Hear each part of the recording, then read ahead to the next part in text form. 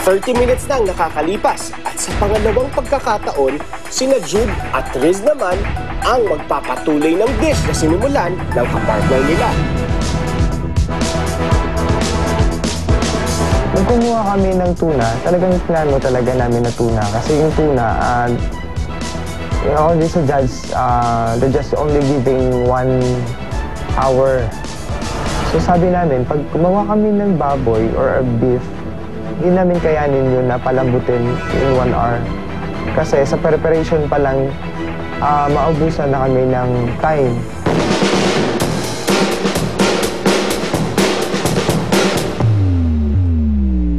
Unti-unti nang nabubuo ang tuna with cream sauce ng Green Team.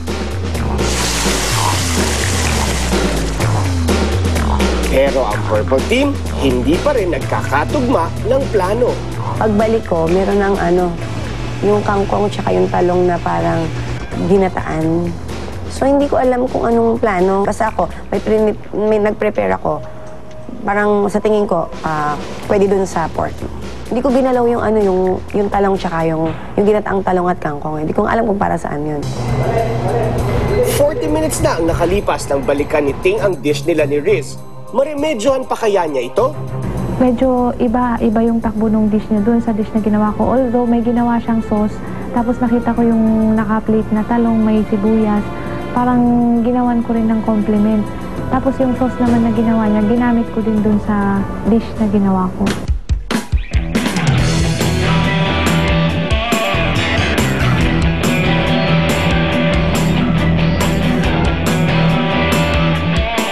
Pagpasok ng huling 10 minuto ng showdown, maging smooth sailing pa rin kaya ang relay cooking ng Green Team?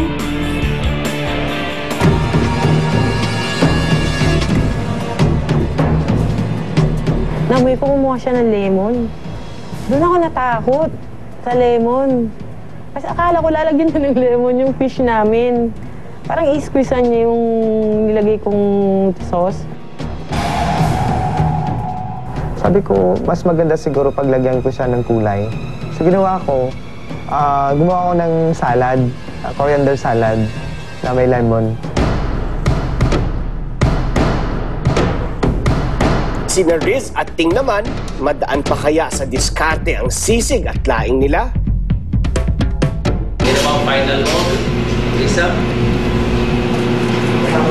Guys, mabuti. Marami yung may tatig naman. Pagkatapos ng 1 oras ng relay cooking, ano kaya ang resulta ng collaboration ng bawat team? Tuwa talaga ako. Sabi ko, ang galing-galing mo. Sabi ko, parang pareho tayong iniisip. Nabasa mo kung ano yung gusto mong gawin. Siyempre, kahit pa paano iniisip ko naman na original yung sa amin, may laban.